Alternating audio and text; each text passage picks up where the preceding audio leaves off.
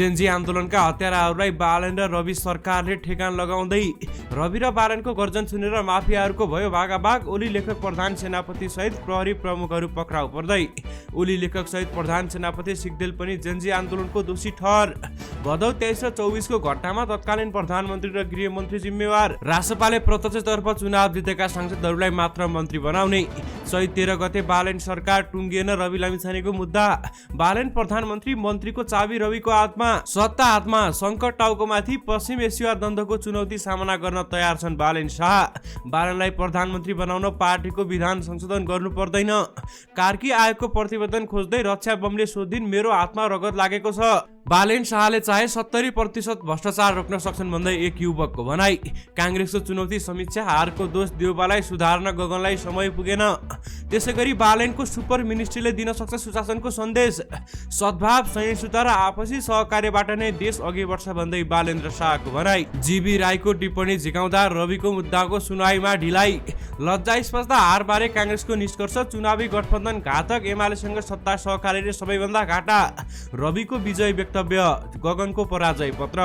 दर्शकमान बाबु नमस्कार, यहाँहरूलाई हार्दिक स्वागत छ ओरिजिनल खबरको न्युज बुलेटिनमा। सदा चाहिँ आज पनि एउटा नयाँ विशेष अपडेटको साथमा उपस्थित भइसकेका छौँ। भिडियोलाई अन्तिमसम्म हेरी लाइक, कमेन्ट, सेयर अवश्य गर्नुहोला। दर्शकमान बाबु त्यसैगरी पलपलको न्युज अपडेटका लागि हाम्रो च्यानल ओरिजिनल खबरलाई सब्स्क्राइब गरी नजिकै रहेको बेल आइकनमा क्लिक गर्नुहोला। कहाँबाट हेर्दै हुनुहुन्छ नि, के कस्तो लाग्दैछ आफ्ना कुराहरू तलको कमेन्ट बक्समा कमेन्ट गर्नुहोला। आउनुहोस् दर्शकमान बाबु आजको समाचार सुरु गरौँ। जेन्जी आन्दोलनका हत्याराहरूलाई बालन र रवि सरकारले ठेगान लगाउँदै गरेको र रवि र बालनको गर्जन सुनेर माफियाहरूको भागाभाग भएको र ओली लेखक प्रधान सेनापति सहित प्रहरी प्रमुखहरू पक्राउ पर्दै गरेको प्रसङ्गबाट दर्शकमान बाबु भदौ 23 र 24 गतेको घटनाको अनुसन्धान गर्न राष्ट्रिय मानव अधिकार आयोगले गठन गरेको समितिले तत्कालीन प्रधानमन्त्री केपी शर्मा ओली, गृहमन्त्री रमेश लेखक, प्रधान सेनापति अशोक राज सिग्देल सहित राष्ट्रिय सुरक्षा परिषदका सबै पदाधिकारीहरूलाई कारबाही सिफारिसको प्रतिवेदन समेत तयार पारिएको पनि बताइएको छ भने तयार पारिएको प्रतिवेदन बालन शाहदेखि रवि लामिछानेको सरकारलाई बुझाउने र बालनदेखि रवि लामिछानेको सरकारले तिनीहरूलाई ठेगान लगाउने प्रवृत्ति बनाउनु पर्छ भन्दै सुशीला कार्कीको स्रोतले समेत प्रष्ट रूपले जनाएको पनि खुलाइएको छ।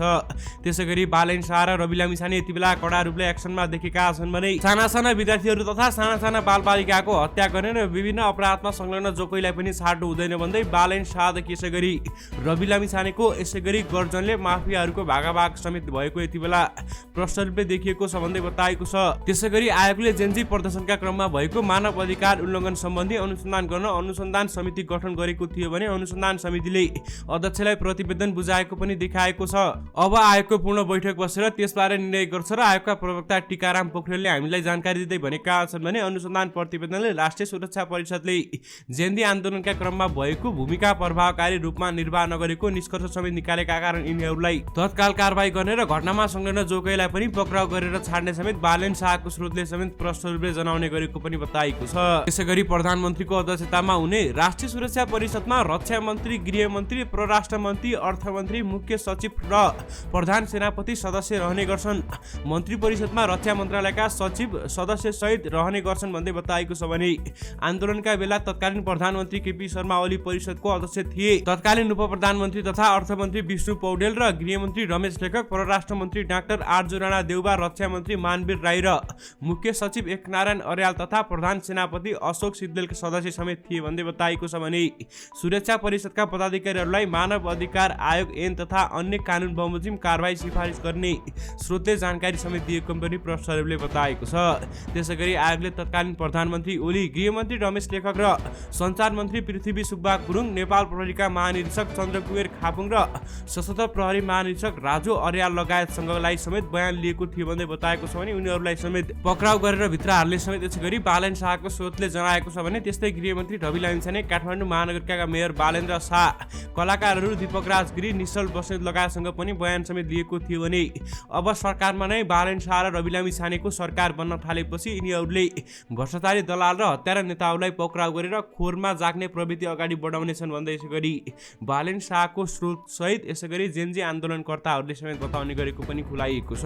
त्यसैगरी राष्ट्रिय स्वतन्त्र पार्टी रासपाले समानुपातिक सांसदहरूलाई मन्त्री नबनाउने समेत भएको छ भने फागुन 21 गते सम्पन्न प्रतिनिधि सभा निर्वाचनमा 2/3 बहुमत पाएको रासपाले प्रत्यक्षतर्फ निर्वाचित सांसदहरूलाई मात्र मन्त्रीमण्डलमा पठाउने निर्णय गरेको पनि बताएको छ भने 182 सिट सहित एकल सरकार गठन गर्न लागेकाले मन्त्रीमण्डलमा रासपाकै सांसद मात्र हुनेछन् भन्दै बताइएको छ।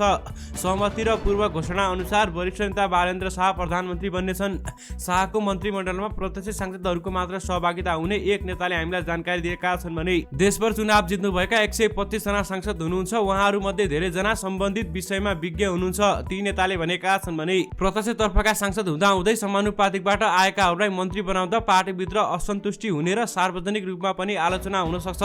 समानुपातिक सांसदहरूलाई पार्टी संगठन तथा संसदीय काममा मात्र केन्द्र गरेर अगाडि बढ्ने हो भने हाम्रो सरकार गठनको प्रक्रियामा वर्ष भन्दै बालेन्द्र शाहको स्रोतले समेत जनाएको छ भने रासपाले आफ्नो छवि सुधार गर्न र मेरिटोक्रेसीको सबै साथमा जनमतको प्रत्यक्ष कदरलाई मुख्य आधार बनाउन यो नीति अवलम्बन गर्न लागेको भन्दै प्रश्नहरूले बताएको पनि खुलाएको छ।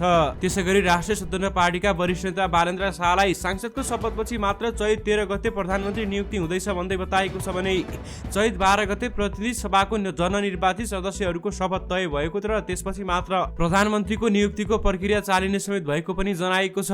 हालै सम्पन्न प्रतिनिधि सभा निर्वाचनमा स्पष्ट बहुमत सहित 182 सिट जितेको राष्ट्रिय स्वतन्त्र पार्टी रासपाले नयाँ सरकार गठनको प्रक्रियालाई तीव्रता दिएको छ भने काठमाडौँको एक होटलमा बसेको राष्ट्रपा शीर्ष नेताहरूको बैठकले आगामी चैत 13 गते नयाँ प्रधानमन्त्रीको शपथ गराउने गरी आन्तरिक तयारी अगाडि बढाइएको पनि बताएको छ भने बैठकले निर्वाचन आयोगले मत परिणाम सार्वजनिक गरेर प्रतिवेदन राष्ट्रपतिलाई बुझाएसँगै सरकारको खाका र शक्ति बाँडाफाँड बारे प्रारम्भिक छलफल समेत गरिएको पनि बताएको छ भने राष्ट्रपाले निर्वाचन अघि नै बालेन्द्र शाह बालेनलाई प्रधानमन्त्रीको रूपमा अगाडि सारेको थियो भन्दै प्रश्नहरूले बताएको छ। त्यसैगरी जेन्जी आन्दोलनकी अगुवा रक्षा बमले प्रधानमन्त्री सुशीला कार्कीलाई जेन्जी आन्दोलनको आयोगको प्रतिवेदन सार्वजनिक गर्न फेरि आग्रह समेत गरेकी छन्। गौरीबहादुर कार्कीको संयोजकताको आयोगले प्रतिवेदन प्रधानमन्त्री कार्कीलाई बुझाइसकेको भए पनि हालसम्म सार्वजनिक गरिएको छैन भन्दै रक्षा बमले आपत्ति समेत जनाएकी छन्। जेन्जी आन्दोलनका घाइतेका परिवारले माइतीघर पुगेर दुर्व्यवहार गरेको भिडियो सामाजिक सञ्जालमा भाइरल भएपछि उनले आयोगको प्रतिवेदन सार्वजनिक गर्न फेरि आग्रह समेत गरेकी हुन्। कृपया प्रतिवेदन सार्वजनिक गरिदिनुहोस्, त्यो तपाईको जिम्मेवारी हो। बमले प्रधानमन्त्री कार्कीलाई सम्बोधन गर्दै लेखेकी छन् कि न्याय पर्खिरहेका आँखाहरू तपाईँतिरै फर्किएका छन्। इतिहासले तपाईँलाई कसरी सम्झिने त्यो निर्णय आज तपाईँको हातमा छ भन्दै उहाँले बताउनु भएको छ भने आन्दोलनकर्मी बमले प्रतिवेदन पढेर आफूले आफ्नो हातमा रगत लागे नलागेको जान्न चाहेको पनि उल्लेख गरेकी छन् भने प्रधानमन्त्रीज्यू मेरो हातमा रगत लागेको छ कि छैन म त्यो जान्न चाहन्छु। मैले सिंहदरबार जलाएको हो कि होइन म त्यो जान्न चाहन्छु उनले लेखेकी छन्। म कतैबाट परिचालित छु कि छैन यी सबै प्रश्नहरूको उत्तर म पनि जान्न चाहन्छु। बमले आफूहरू शान्तिपूर्ण आन्दोलन हिंसात्मक बन्नुको कारण पनि प्रतिवेदन मार्फत खोजेकी छन् भने म यो पनि जान्न चाहन्छु कि हाम्रो शान्तिपूर्ण आन्दोलन एकाएक हिंसात्मक कसरी भयो उनले लेखेकी छन्। गोली चलाउने आदेश कसले दियो, सिंहदरबार जलाउने सलाई कसको हातमा थियो। उनले माइतीघरको दुर्व्यवहार बारे पनि प्रधानमन्त्री कार्कीलाई जानकारी समेत गराएकी छन् भने तर यो मेरो दैनिक जस्तो भइसकेको छ।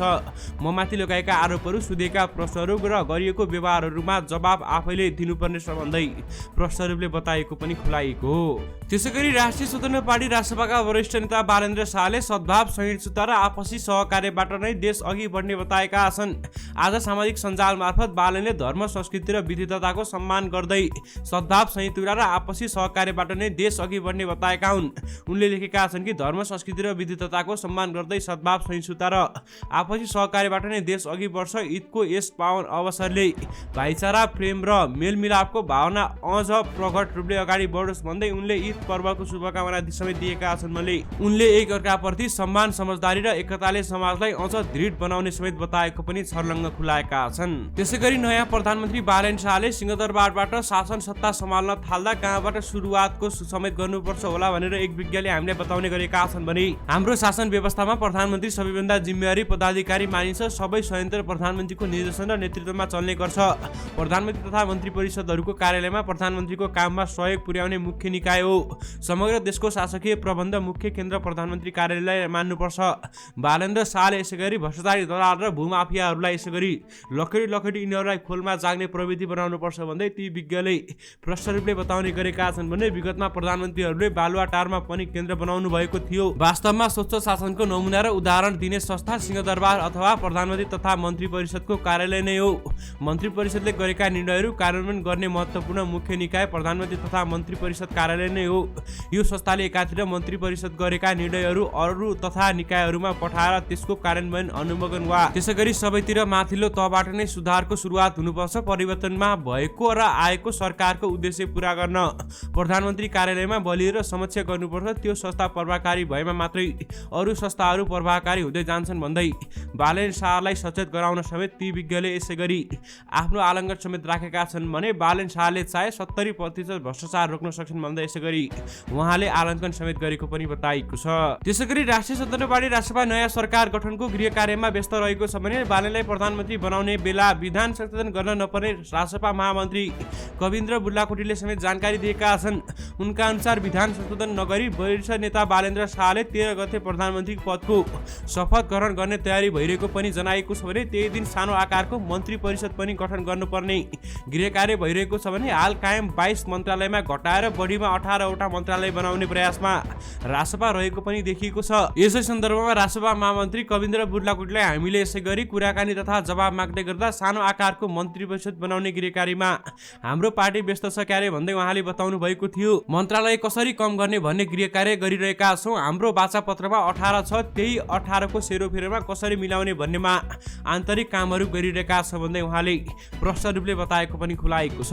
दर्शक महानुभावहरू यो सँगै आजको समाचार तपाईहरुमा राखिसकेका छौँ। फेरि पनि नयाँ विशेष अपडेटहरूको साथमा उपस्थित हुने नै छौँ। अहिले भने तपाईहरुमा आजबाट बिदा हुन चाहन्छौँ। हस्त धन्यवाद, नमस्कार।